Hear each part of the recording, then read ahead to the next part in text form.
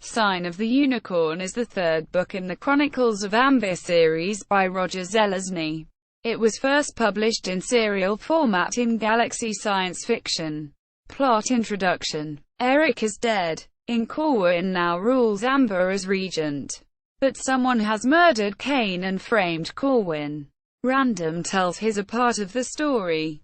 Corwin decides to find out what happened to Brand, who is either missing or dead, and begins to find his obsession with the throne is a two-edged sword that may cost him his life, as it has his brother's. Plot summary. Corwin returns to Castle Amber bearing the body of one of the spined, bloodshot-eyed humanoid creatures that had pursued Random to Flora's house on Earth, one that had moments earlier killed his brother, Kane. Fearing that he has been framed for Kane's murder, Corwin summons Random, who tells him the story how he came to be chased across Shadow to end up in New York City. Random had been enjoying life out in a Shadow Texas army that he had selected, created to be an ideal place to gamble, hang glide and especially play the drums.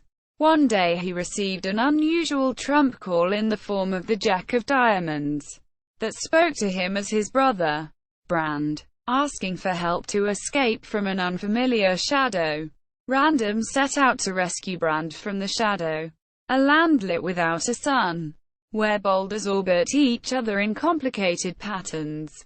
He found the tower where Brand was imprisoned, but could not overcome its guardian, a transparent, glass, prismatic, dragon-like creature. Spined humanoids pursued Random through Shadow, seeking an ally. He headed for Earth, hoping to exploit Flora, but finds Corwin instead. Since Corwin had been missing for so long, Random assumes the creatures belong to him, and though confused when Corwin fights the creatures, is sufficiently frightened to aid Corwin in getting to Amber.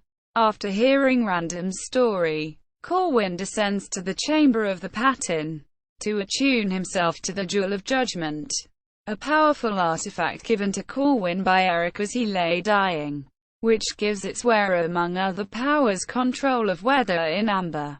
He walks the pattern, and then commands it to project him into the jewel. He is metaphysically carried through a higher dimensional pattern within the jewel, emerging with what he describes as a higher octave of awareness. Corwin then teleports himself to a high tower of the castle.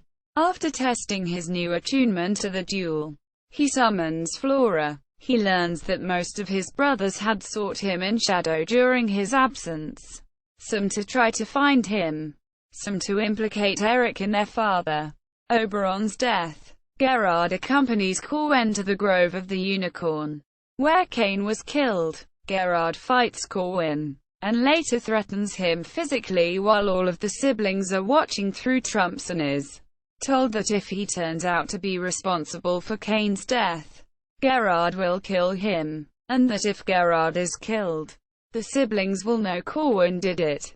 Corwin points out that if someone wants to kill Corwin and free themselves from suspicion, they now only have to kill Gerard. Gerard, angered, accuses him of trying to complicate matters. The two brothers return to Kane's body, and see a glimpse of the unicorn. Corwin then arranges a family meeting, allowing Random to retell you his tale.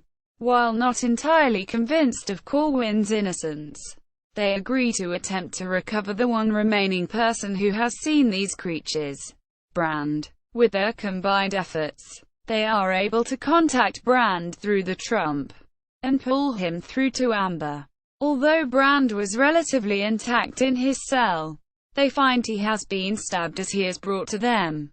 Gerard pushes the others aside and gives first aid to Brand, while the others realize the implications of the stabbing. One of them must have tried to kill their brother. The siblings guardedly discuss who the would-be murderer might be. Fiona points out that only she and Julian are sensible suspects, and she is innocent of all but malice. She also warns Corwin that the jewel is more than just a weather control device. In truth, It is an artifact of great power which draws upon its bearer's life force, and may well have been what killed Eric. She says that when people around the bearer seem to be statue-like, the bearer is near death. Corwin heads for his rooms, discussing matters with Random, who has a hard time keeping up with Corwin. Corwin enters his room, but notices too late a figure poised to stab him. However, the stab itself appears to be so slow that it only grazes him. Corwin blacks out. He awakens in his former home on Earth, bleeding and nearing death. He drops a pillow, but it hangs in the air.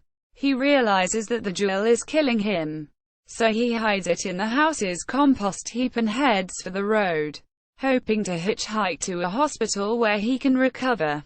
He is eventually picked up by Bill Roth, a lawyer who recognizes him as Carl Corey, the name Corwin had used in the past to pass for a human. In hospital, he learns that his car accident happened during his escape from a mental asylum, where he had been committed by a drive, Hillary B. Rand by his brother Brandon Corey. He is contacted via Trump by Random, who returns him to Amber, saying that Brand has woken up and wishes to speak to him. Brand gradually tells Corwin about how he, Bleez and Fiona had removed Oberon and tried to claim the throne, but were opposed by the triumvirate of Eric, Julian and Kane. He says that after he objected to Bleez and Fiona's plan to ally with the forces of chaos, he was pursued and came to Earth seeking Corwin as an ally, trying to restore his memories with shock therapy, but was captured and imprisoned in the tower where Random found him. During the conversation, Brand displays pyrokinetic abilities. Corwin then heads to Tir Narnoth, the mysterious, moonlit amber in the sky, where he hopes to gain insight into the situation. His sword Grey's Vondir has special properties in the moonlit city, having been forged upon the stairway to Tir Narnoth. With Random and Ganelon watching him from Mount Colvere, he ascends to Tir Narnoth, and in the throne room, sees Dara as queen, flanked by Benedict wearing a metallic arm. This dream version of Dara tells him her origins, and the ghostly Benedict is able to reach Corwin with the arm. A fight ensues. Corwin cuts off the arm, and is trumped back to Colvere by Random, with the arm still clutching his shoulder. The three set off for Amber, but are drawn through shadow, which should be impossible this close to Amber, and come to an enlarged version of the Grove of the Unicorn, where they see the eponymous beast. They are led back to where Amber should stand, but instead there is a plateau on which there is a copy of the pattern. With a shock, Corwin and Ganelon realize that this is the true, primal pattern, of which the one in Amber is but the first shadow.